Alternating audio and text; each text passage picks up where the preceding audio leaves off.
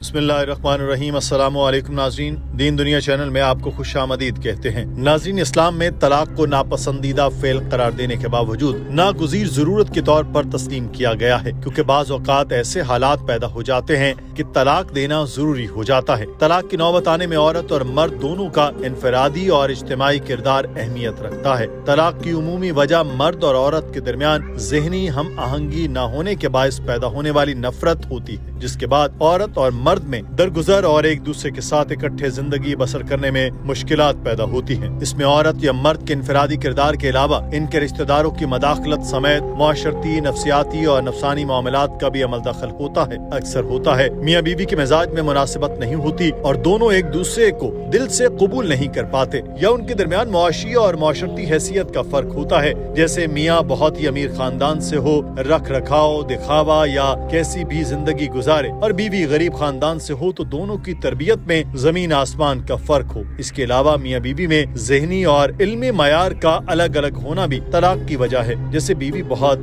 ज्यादा ज़हीन हो और मर्द कम पढ़ा लिखा हो, और एक दूसरे को हकीर या बरतर समझने जैसी बीमारी पैदा हो सकती है। या फिर आखिरी सूरत ये होती है कि दोनों के दरमियान जिनसी और अखलाकी कमजोरियां हायल हो जाती हैं, जो मियाँ बीवी के असल रिश्ते को खोखला कर देती हैं। हिदायत की जाती है कि अगर मियाँ बीवी में इख्तलाफात बहुत बढ़ जाएं तो कभी उनके घर वाले, रिश्तेदारों या दोस्तों को एक साथ रहने पर मजबूर न किया जाए, वरना वो एक दूसरे के लिए बोझ बन जाएंगे। घरेलू सुकून गारत होगा और मियाँ बीवी ही नहीं बल्कि दो खानदान मुतासिर होंगे। नाज़रीन, इस बारे में उलमा की राय भी जानते हैं कि उनका क्या कहना है। डॉक्टर जाकिर नाइक से एक हिंदू खातून ने सवाल किया कि इस्लाम में मुसलमान औरतें क्यों अपने शौहरों को तलाक नहीं दे सकती। हिंदू या किसी और मजहब में तो ऐसा नहीं है कि औरत को दबाया गया हो, उन्हें पूरा हक दिया जाता है। Good evening sir, my name is Simi.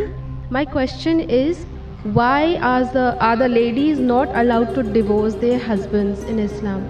Doctor Zakir Naik ने सवाल के जवाब में उस खातून को बताया कि तलाक को हम 5 कैटेगरीज पे तकसीम कर सकते हैं। पहली वो होती है जो मियाँ बीवी बाहमी रजामंदी से तलाक दे। दूसरी कैटेगरी है जिसमें शौहर खुद तलाक देता है। फिर तीसरी कैटेगरी है जिसमें अगर निकाह नामे में लिखा गया हो कि बीवी शौहर को तलाक दे सकती है तो खातून भी शौहर को उसकी मर्जी के बगैर तलाक दे सकती है। डॉक्टर जाकिर नाइक ने तीसरी कैटेगरी से मुतालिक मजीद बयान करते हुए बताया, निकाहनामा एक किस्म का एग्रीमेंट होता है जिसमें बीवी जो चाहे लिखवा सकती है, उसकी इजाजत है। वो यहाँ तक कह सकती है कि निकाह नामे में शर्त रखी जाए कि मेरा शौहर दूसरी शादी न करे, या उसके अलावा कुछ भी निकाह नामे में लिखा जा सकता है, सिवाय इन बातों के जिनकी कुरान और हदीस और शरीयत इजाजत नहीं देती। बीवी निकाह नामे में ये भी नहीं लिखवा सकती कि मेरा शौहर नमाज न पढ़े, क्योंकि इस्लाम में नमाज पढ़ना फर्ज है। ऐसे खातून ये भी लिखवा सकती है कि मैं भी शौहर को तलाक देने का हक चाहती हूँ। चौथी कैटेगरी से मुतालिक डॉक्टर साहब ने बताया कि अगर बीवी तलाक लेना चाहती है मगर निकाह नामे में नहीं लिखवाया, वो शौहर से मुतालिबा कर सकती है कि वो इसे तलाक दे।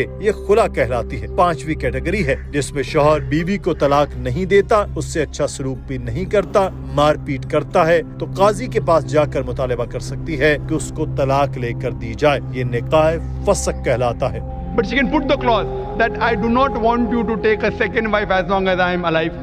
But you cannot put a clause which is against the Quran. You can't put a clause saying I don't want you to offer prayer, because offering salah is compulsory.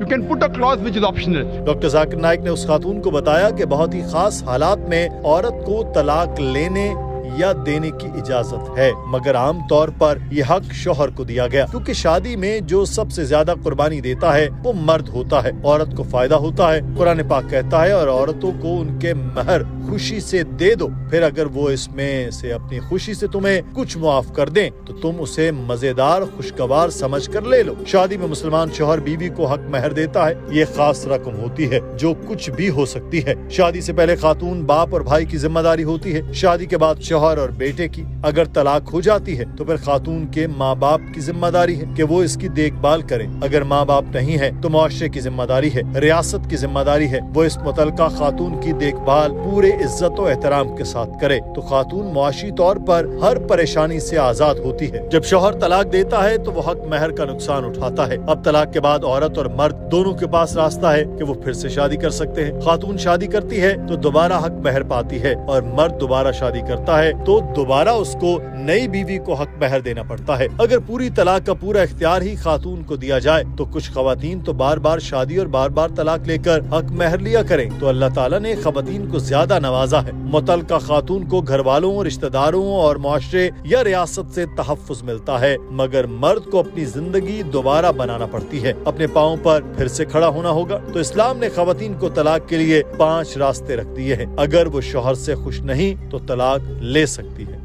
So imagine before she's married, it's the duty of the man, duty of the father and the brother. After she's married, it's the duty of the husband and the son to look after lodging, boarding, clothing, all financial aspects. And if divorce takes place, it's the duty of the parents to look after her. If not the parents, it's the duty of the society to look after her.